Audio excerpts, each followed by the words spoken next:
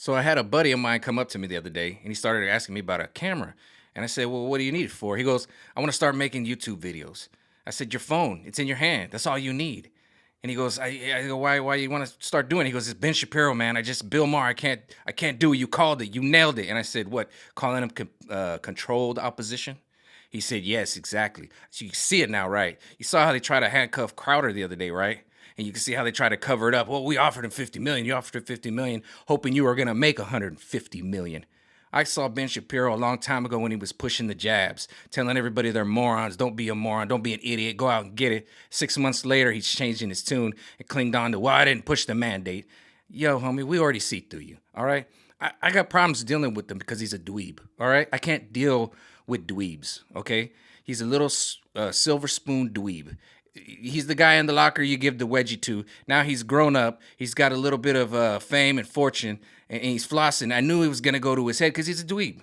He was doing this little interview with this dude that was in a dress, and they started to get real heated. And then I knew this was when he was a little dweeb because he goes, "I'm going to sleep real well on my bed full of money tonight, sweetie." And I was like, oh, there he is. There's the little egotistical, maniacal maniac that he is.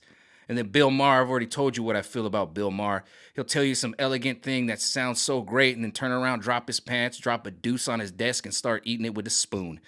Everything comes out of his mouth is commode, all right? So don't listen to these idiots. Get out there and make your own. Turn your phone around and make your own video. I've got videos on YouTube, and I know the censoring that Steven Crowder has had. And I know what he was looking for. He was looking for a platform he can go on, like the Daily Wire, and spit it free. But he exposed and shown what I already knew. And then my friend got to see it, and he's just appalled at all this secrecy and the stuff that's coming out. How do you think I felt when I did my card readings? How you think I felt when I was putting them online and I was like, man, people are going to think I'm crazy until they come true. And they did come true. I told you Trump would come back. Now look, he's back on Instagram, Twitter, Facebook, everywhere. He has his own truth platform. I said, what happens when he comes back? Information's coming. The little hummingbird is coming to lift the evil that has been put on us like a veil. All of a sudden, Elon Musk, who I did his card reading, said he was going to help some way in a web and invest some money and probably in a company or ingenuity. He has. And now we're here, and files are falling all over the place. Now we got Mike Pence came out of nowhere and said he got classified documents at his house. I told you, when the cat's away, the mice will play card reading. I didn't want to show the cards because they were kind of evil looking, and they were having a bunch of like dead swans and dead everything. And I was like, these people are going to bleed out slow. Look at Joe Biden and his press secretary. They are bleeding out slow. I didn't mean literally. I meant figuratively. They're being raked over the coals right now. More files come. Now Mike Pence has got files come. There's files flowing everywhere.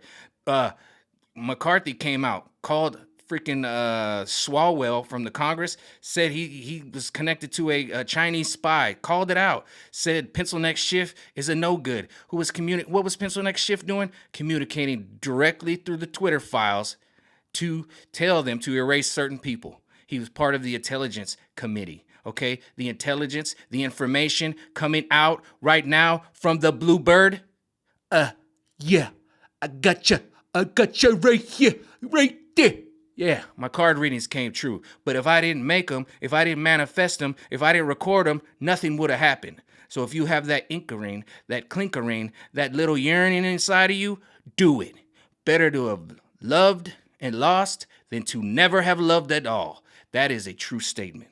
I'd rather have touched the booty than not touch the booty. That's the way Mikey likes to say it. So with that being said, knuckle up and buckle up. These little chumps like Ben Shapiro ain't nothing but controlled opposition. Start to look and see through them because the veil has been lifted.